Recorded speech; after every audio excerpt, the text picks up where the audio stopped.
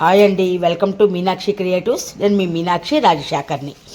అయితే నేను గోంగూర పచ్చడి చేసి మీకు అందరికీ చూపిద్దామని గోంగూర పచ్చడి చేస్తున్నానండి.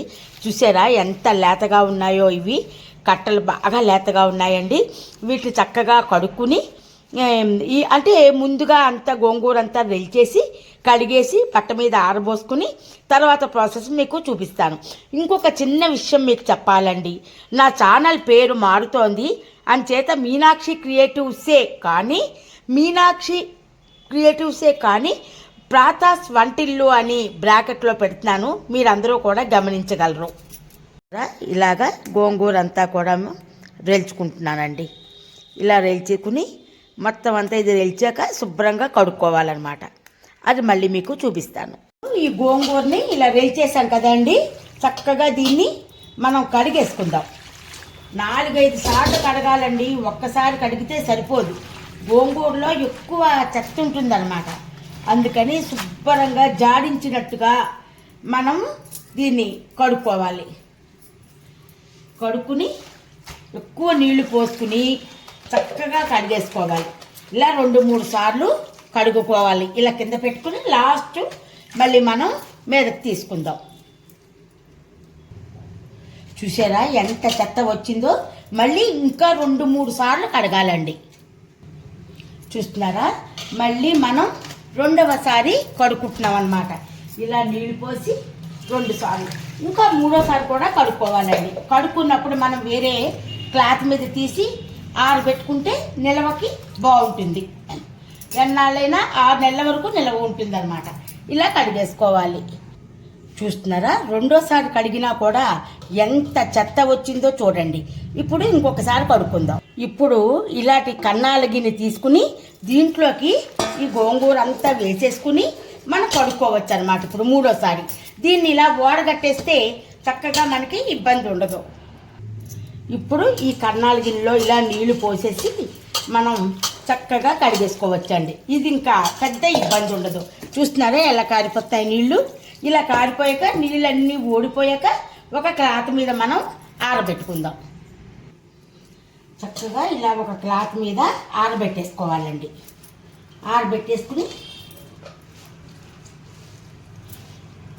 ఇది ఎక్కువ కాదు కాబట్టి నేను ఎక్కువసేపు ఆరబెట్టనండి. మీకు ఊరికనే ప్రాసెస్ చూపించాలని మాత్రమే నేను చేస్తున్నాను. ఇలా ఆరబెట్టుకున్న తర్వాత మనం మిగతాది స్టార్ట్ చేద్దాం. ఇప్పుడు మనం పాన్ పెట్టుకున్నాను. పాన్ పెట్టుకుని వెలిగించుకుని ఆయిల్ వేసుకుందాం. ఎక్కువ అక్కర్లేదండి, కొద్దిగా వేసుకుంటే సరిపోతుంది. ఇప్పుడు దీంట్లో గోంగూర వేసేసుకుందాం.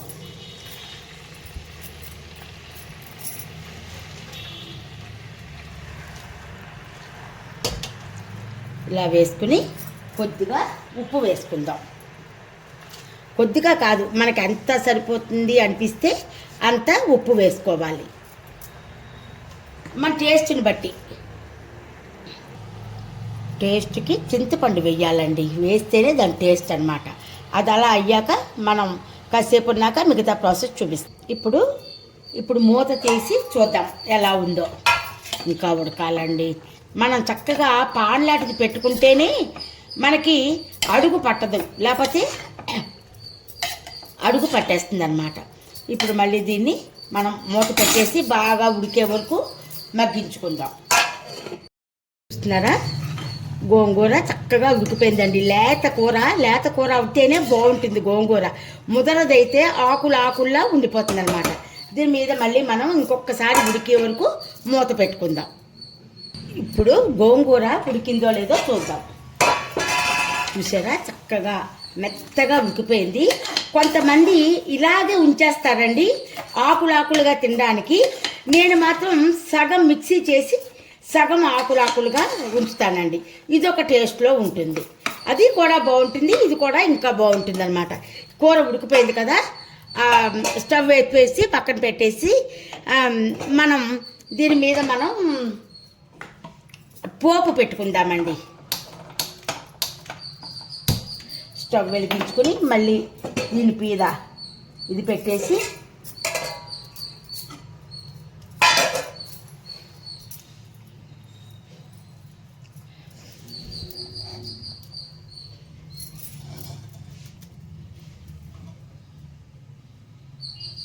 ఆయిల్ వేసుకుని, ఎక్కువ వద్దండి, తర్వాత మళ్ళీ మనం నూనె కాచి వేసుకుంటే బాగుంటుంది అన్నమాట. ఇప్పుడు పోపులో ముందుగా ఆవాలు, మినప్పప్పు వేసుకుందాం. ఇవి తొందరగా వేగవు కాబట్టి అవి వేద్దాం. తర్వాత మెంతులు, దీనికి వల్ల మెంతులే మెయిన్ అండి, మెంతులు వేయాలి. కొద్దిగా జీలకర్ర, అలాగనే కొంచెం ధనియాలు, అలాగనే ఎండుమిరపకాయలు ఎక్కువ పడతాయండి ఎండుమిరపకాయలు, ఎందుకంటే గోంగూర పుల్లగా ఉంటుంది కదా, కారం కోసం. అసలైంది ఒకటి వెయ్యాలి, ఏంటో చెప్పుకొని చూద్దాం. అదేనండి ఇంగువ వెయ్యాలి. చూస్తున్నారా, ఇంగువ వేస్తే అద్భుతమైన టేస్టు, అరుగుదల అంతా కూడా చాలా బాగుంటుంది. కొంతమందికి ఇంగువ ఇష్టం ఉండదండి, ఇష్టం లేని వాళ్ళు స్కిప్ చేసుకోవచ్చు. చూసారా, పోపు ఇలా వేగిపోయే, కొంచెం పోపు మిరపకాయ నల్లబడ్డాక వేచితేనే బాగుంటుంది. నల్లబడి వరకు వేచాలి, వేచితే దీని టేస్ట్ చాలా బాగుంటుంది, కమ్మని వాసన వస్తుందండి. అంతే, ఆపేసుకుందాం. ఇప్పుడు ఈ పోపుని మనం ఈ మిక్సీ జార్లోకి తీసేసుకుందాం.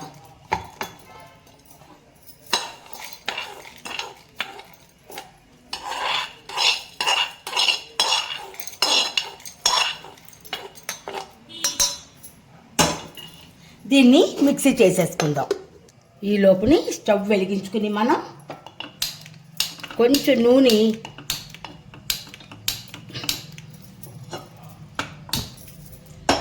మరిగించుకుందాం.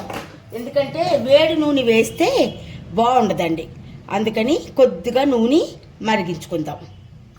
చిన్న ఇంగువ వేసి మరిగిస్తే బాగుంటుంది. ఇప్పుడు ఇందులో ఇంగువ, చూస్తున్నారా, ఇంగువ వేస్తున్నాను అనమాట. ఇది బాగా కాగాక నూనె మనం ఆపేసుకుని చల్లారాక అప్పుడు గోంగూర పచ్చట్లో మనం ఇది వేసుకోవాలన్నమాట. ఇప్పుడు నూనె ఇలాగ చూసారా కాగిపోయింది, ఇంకా ఆపేద్దాం, పొగర్లు వస్తున్నాయి.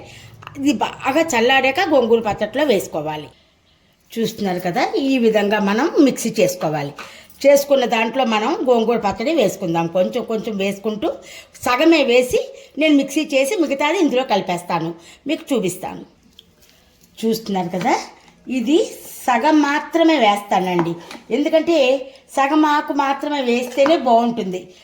అంతకన్నా వేసేసామనుకోండి మరీ మెత్తగా అయిపోయి టేస్ట్ ఉండదు అన్నమాట. ఇప్పుడు దీన్ని మనం మిక్సీ చేసుకుందాం ఒక్కసారి, అంతే. అయిపోయిందండి, ఇలా మిక్సీ చేసేసుకున్నాము. దీన్ని ఇప్పుడు ఈ మిగతా సగంలో కలిపేసుకుందాం.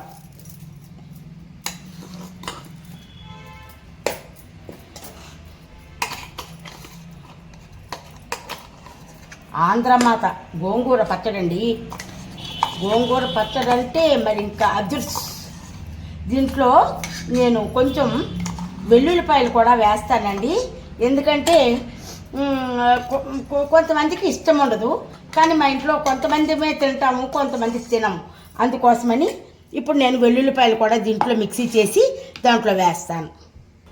వెల్లుల్లిపాయలు ఇలాగా తొక్కలు తీయకపోయినా పర్వాలేదండి, మిక్సీ చేసేస్తాం కాబట్టి. ఇది వేసాక మళ్ళీ మనం అందులో కలుపుకోవడం మీకు చూపిస్తాను. ఇలాగా మిక్సీ చేశాను, దీన్ని పక్కన ఉంచుకుందాం. ముందు నూనె వేసాక కొంత ఇది వేయకుండా తీస్తాను, వెల్లుల్లిపాయ వేయకుండా. ఆయిల్ చల్లారిపోయిందండి, ఇది ఇందులో వేసేసాను. వేసేసి చక్కగా కలిపేసుకుందాం.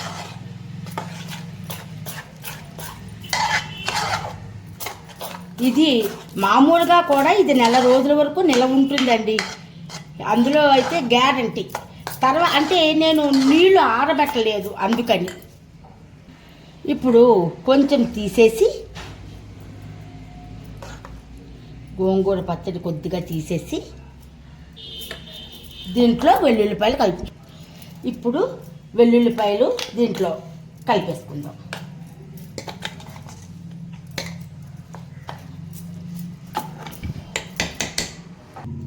ఇదంతా చక్కగా కలిపేసుకుందాం.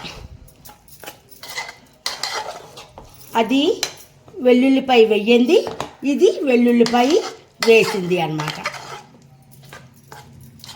దీన్ని మనం ఒక బాటిల్లోకి తీసుకుందామండి. ఎప్పుడైనా సరే గాజు బాటిల్లోనే మంచిదండి.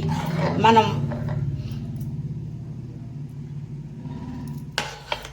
సూపర్గా ఉంటుందన్నమాట గోంగూర పచ్చడి. ఇదిగోటండి గోంగూర పచ్చడి రెడీ. చూస్తున్నారా? ఈ వీడియో మీకు నచ్చినట్టయితే లైక్ చేయండి, కామెంట్ చేయండి, బెల్ ఐకాన్ క్లిక్ చేయండి. మా కొత్త నోటిఫికేషన్స్ మీకు వస్తాయి. కాకపోతే మీరు ప్రతి వీడియో లాస్ట్ వరకు చూస్తే బాగుంటుంది. ఒక లైక్ చేయండి. మీ లైక్ మా ఛానల్ ముందుకు తీసుకెళ్తుంది. ఓకేనా అండి? నమస్తే, మీ మీనాక్షి రాజశేఖర్.